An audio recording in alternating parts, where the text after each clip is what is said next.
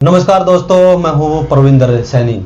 दोस्तों, आज हम बात करेंगे झज्जर शहर को लेकर। जिस तरीके से आपराधिक घटनाएं लगातार बढ़ रही हैं, उससे कहीं ना कहीं आम लोग तो दहशत में है ही हैं, साथ में जो व्यापारी वर्ग है वो भी दहशत में आ चुका है।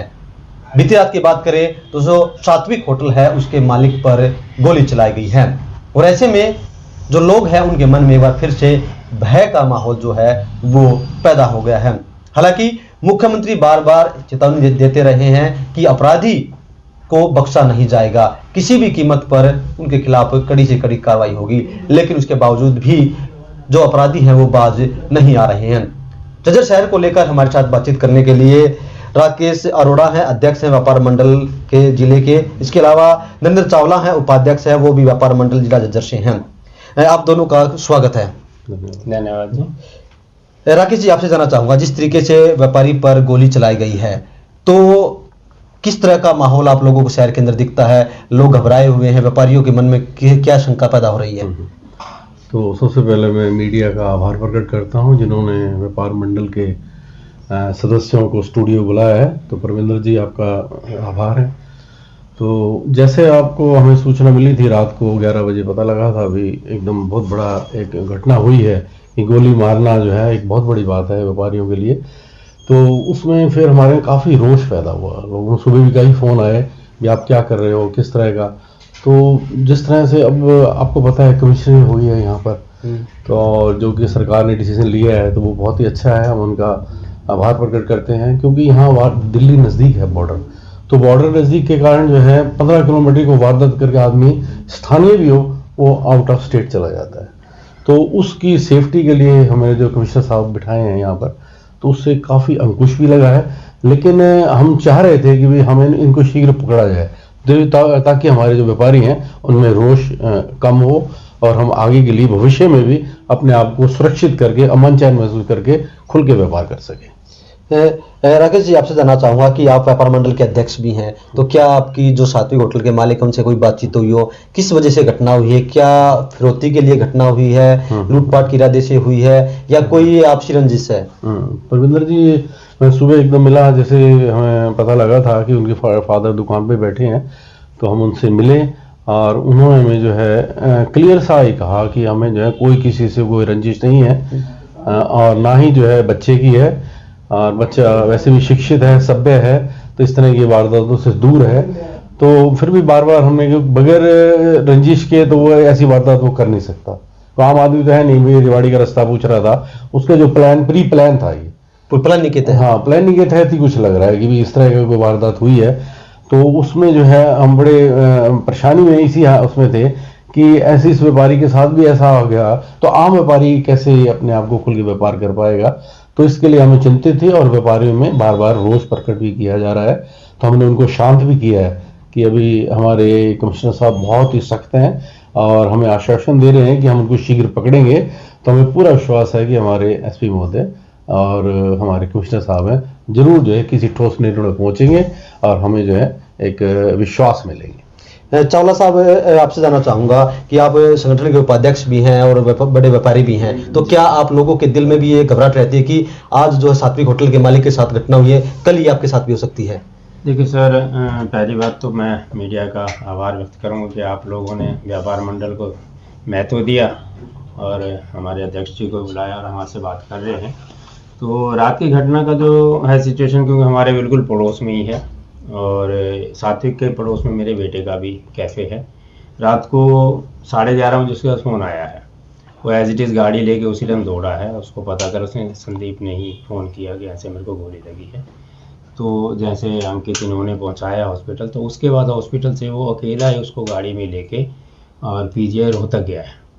उसके बाद मेरे पास फ़ोन आया, बोले पापा जी ऐसा मेरे पास महेंद्र जी का नंबर नहीं है, आपके पास नंबर है सेंड कर दो। तो थोड़ा सा उसकी घबराहट सी मेरे को लगी, बोले अर्जेंट कर दो। मैंने कहा बेटा क्या दिक्कत की बात क्या है? कहते देखो संदीप को गोली मार गया जी कोई। मैंने कहा हैं कौन, क्या और कहाँ हो तुम? बोले जी मैं इसको पीजीआई लेके जा रहा हूँ और मैं डीगल पहुँच गया। मैं तुम्हारे साथ कोई? बोला कोई भी नहीं, मैं अकेला गाड़ी में। तो नेचुरल सी बात है कि देखो एक पड़ोस है, आपसदारी है, दोस्ती है, तो एक इंसानियत के नाते भी फ़र्ज़ बनता है लेकिन फिर भी उस बच्चे की ये कीमत की बात है कि कोई बीच में साथ नहीं है। मान लो कल को आगे का उनका कोई और प्लानिंग भी हो सकती थी, तो ये अगर कोई रंजिश है क्या नहीं, तो कोई नहीं, परमात्मा सब भली करता है, हिम्मत का हिमायती राम होता है। तो उसने मेहनत की और उसके बाद मैंने और आधे पौने घंटे बाद रुक के जान के फ़ोन किया। मैं ड्राइविंग कर रहा है, अकेला वैसे है, साथ में भी घायल संदीप है, तो ऐसा ना हो कि बच्चे में घबराहट हो। तो उसके बाद मैंने पूछा तो बोला जी मैं पीजीआई पहुंच चुका हूँ। थोड़ी तसल्ली होगी, चलो कोई ऐसी बात नहीं। देखो मेन चीज़ देखने की ये है कि देखो हम ये मान के चल रहे हैं कि सरकारें आती हैं जाती हैं चली जाती हैं, कोई बात नहीं, लेकिन बीजेपी सरकार के बारे में एक व्यापार मंडल या सभी लोगों के मन में ये भावनाएं रहती हैं कि बीजेपी सरकार जो है ज़ीरो टॉलरेंस पे काम करती है, अपराधियों के विरुद्ध है। अब मान लो हम मान के चलते हैं यूपी बिहार हिंदुस्तान का सबसे वर्स्ट स्टेट था, उसके बावजूद उस स्टेट को अगर मान लो संभाला गया है, बड़े बड़े अपराधी भी अगर वहाँ जाके थाने में जाके माफ़ी मांगते हैं, हाँ जी हमें अरेस्ट कर लो, गोली मत मारो। तो हरियाणा तो बहुत छोटा सा स्टेट है और यहाँ इतनी ज़्यादा अपराध वाली बातें थी भी नहीं। अब क्यों हुई है पता नहीं, अब ये नशे से हुई हैं, किसान आंदोलन के बाद कुछ ऐसी चीज़ें आई हैं कि नशा बढ़ा है। जितने भी हमारे यंगस्टर्स को हम देखते हैं तो इनको कमाने की लालसा नहीं है, इनको खाने की उड़ाने की लालसा है। तो जो अपराध है वो सबसे ज़्यादा इसलिए बढ़ रहा है कि यहाँ बच्चों को हम संभाल नहीं पा रहे और बच्चे जो हैं ऐशो आराम की ज़िंदगी जीना चाह रहे हैं, काम करने की बजाय वो इस तरह की तरफ अपराध की तरफ जा रहे हैं। अरोड़ा साहब आपसे जानना चाहूँगा, जिस तरीके से मीडिया ने अपना रोल बखूबी निभाया, हमारे पत्रकार जो है अंकित और दिनेश शर्मा, उन्होंने गोली लगते ही की घटना के तुरंत बाद जो उनको हॉस्पिटल पहुंचाया, तो क्या ऐसे आम लोगों को जागरूक होना चाहिए कि ऐसी भी कोई भी घटना होती है तुरंत वो आगे आए और किसी की हेल्प करें? बिल्कुल बिल्कुल, मैं अब यही कहने वाला था कि जो हमारे पत्रकार बंधुओं ने कर दिखाया है वो शायद आम आदमी नहीं करता। जैसे वारदात होती है लोग भागते हैं, दूर भागते हैं, तो उन पत्रकार बंधुओं ने निडर होके और जो है उनको जो है संभाला और हॉस्पिटल तक ले जाना, तो मैं उसको बहुत बड़ी बात करता हूँ। ये व्यापारियों के लिए प्रेरणा है, तो ये मैं उनका आभार प्रकट करता हूँ, व्यापार मंडल की तरफ से आभार प्रकट करता हूँ कि जिन्होंने जो हौसला अफजाई करके उनको व्यापारी को सुरक्षित हॉस्पिटल पहुँचाया है, तो ये बहुत ही काबिल तारीफ है। अब मैं उनका तहे दिल से व्यापार मंडल की तरफ से उनका आभार प्रकट करता हूँ। अरोड़ा जी, अब आपका अगला कदम क्या होगा? क्या आप लोग प्रदर्शन करेंगे या सरकार से मांग करेंगे या डीसी साहब को ज्ञापन देंगे? क्या करें, क्या कदम उठाएंगे आप लोग? हाँ, बस आज हमें कमिश्नर साहब से मिलना भी था, लेकिन अब मंडे का हमने प्रोग्राम बनाया है। जैसे उनके फादर ने, बच्चे के फादर ने हमें बताया कि भी सोमवार को हम जो है कमिश्नर साहब से जरूर मिलेंगे। और सबसे बड़ी जो हमारी जो मेन समस्या है सरकार तक आवाज़ उठाने की, वो कैमरे की है। हमें जगह जगह सरकारी कैमरे लगे हों तो इमीडिएट क्राइम करने वाला पकड़ा जाता है। तो पूरे शहर में कहीं भी सरकारी कोई कैमरे नहीं है। हम व्यापारियों को बहुत जागरूक करते हैं, लेकिन पता नहीं हमारी समझ में नहीं आ रहा कि वो हमारी आवाज़ क्यों नहीं इस बात को बुलंद करते कि कम से कम जो है अपने जो बड़े व्यापारी हैं वो कैमरे लगवाएं। तो मैं व्यापार मंडल के अध्यक्ष के नाते भी अपील करता हूं कि व्यापारी जो है कम से कम जो संपन्न है व्यापारी, उनके लिए जो है वो कैमरे अवश्य लगवाएं। बाहर से कभी कोई भी क्राइम हो सकता है और उस क्राइम के लिए हमारा व्यापारी जो है कैमरे से ही सुरक्षित रह सकता है। तो मैं ज़रूर अपील करूंगा और सरकार से भी ये मदद करेंगे, अपील करेंगे कमिश्नर साहब के थ्रू कि प्लीज़ आप कैमरे लगवाइए ताकि हम व्यापारी अमन चैन से अपना व्यापार कर सकें।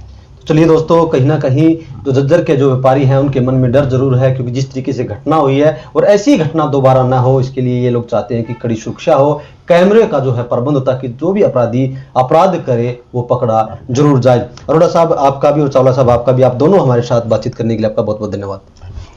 Thank you.